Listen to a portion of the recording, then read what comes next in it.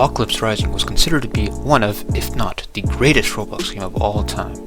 Over the years, however, the game has fallen victim to hackers. A lot of hackers.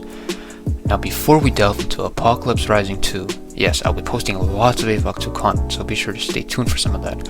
We will be taking a look at original Apocalypse Rising and take a look at some interesting facts about the game that you probably didn't know.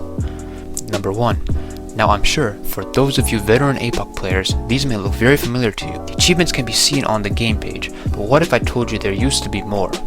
The Hero, Savior, and Guardian badges were all achievements you could have attained by killing players, but not just any ordinary players, bandits. In other words, these players must have had at least 5 player kills and survived for 3 days. If you kill someone who has not yet reached bandit status, your status of getting the hero badge and further gets completely invalidated. To get the hero badge, one must survive for 3 days and get 3 bandit kills. The Savior gets 7 bandit kills and survives for 7 days, and finally the Guardian badge is earned by surviving for 15 days and killing at least 15 bandits. The badge is denoted with a shield and 2 M14s forming a cross at the center. Unfortunately, these badges have been discontinued way back in 2014, so there is no way possible to get them. Do you guys think they'll bring these badges back in Apocalypse Rising 2 in the future? Let me know your thoughts in the comments down below. Number 2. Journals. Heard of them? Because these journals were rare items that spawn across the map of Amid. It gives us a little insight to some of the lore of apoc that gets overlooked by so many. One note I find particularly interesting is from Dr. Savannah Norton. From the note, it appears that a doctor is examining and describing the patient labeled as Subject 3 to be stable, yet is quick to become violent and dangerous. What I find particularly interesting about this excerpt is at the end when the doctor describes this beast to be a more beast than a man. There's even in-game footage of this mysterious creature, which I will clip on here just in a moment.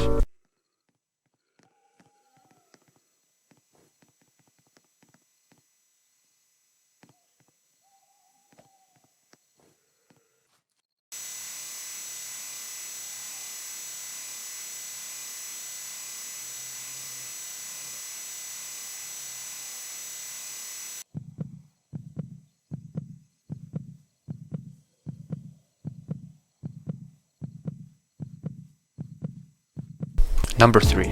Apocalypse Rising was a top Roblox game for 2012, 2013, 2014, 2015, and to this day is still getting visits, although not as much due to the prevalence of hackers and of course, the full release of its sequel, which is doing pretty good so far. Seriously, if you guys haven't played apoc 2 yet, please do so. Link in description. But yeah, apoc 1 used to be so popular that the players would literally come on Roblox and make an account just to play the game, hence the reason for it being on the Roblox login page many years back. Number 4. The players who were part of the Silent Squad group on Roblox earned the wearable Silent Squad beret in-game, which stayed on their avatars permanently even after death. However, with the uptick of hackers the game has been facing over the last few years, that has become very common as hackers can now spawn it for other users to wear. Number 5. Just like the Silent Squad beret, another item exclusively worn by a certain group of people existed, the blue bandana. This was something which the players with the hero status would wear so the other players, usually the non-bandits, would avoid, at least according to the books.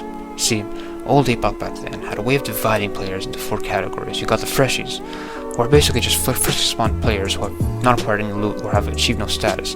You got the survivors who have got some gear on them and killed a few zombies but have not made much confrontation with enemies. You have the bandits, who are supposed to have killed at least 5 players and survived for 3 days, and last but not least the heroes, players who have survived for a few days and killed only bandits.